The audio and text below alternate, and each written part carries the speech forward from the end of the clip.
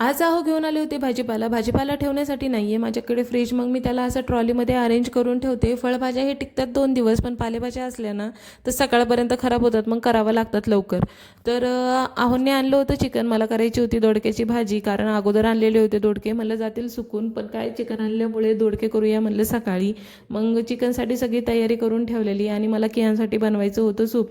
मग सूपसाठी काय कापून घेतलेला कांदा टाकला तेलामध्ये परतायला, आणि त्याच्यामध्ये टाकलं टमाटर, आलं लसूण पेस्ट पण टाकली आणि चिकनचे 3 पीस टाकले, कारण तो काही जास्त खात नाही. आणि खूपच मोठी गडबड झाली माझ्यासोबत. मिठाचा डब्बा ठेवत होते, झाकण नीट लावलेलं नव्हतं, गेलं ना मग सगळं मीठ सांग काय घेतलं पटापटा मीठ भरून.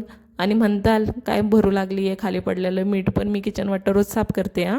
मग घेतलं सगळं मीठ भरून, तर बराच वेळ माझा त्याच्यामध्येच गेलेला. चिकनचं सूप पण लागलं होतं करपायला. मग काय त्याच्यामध्ये टाकलं पाणी. बरं झालं पटकन बघितलं.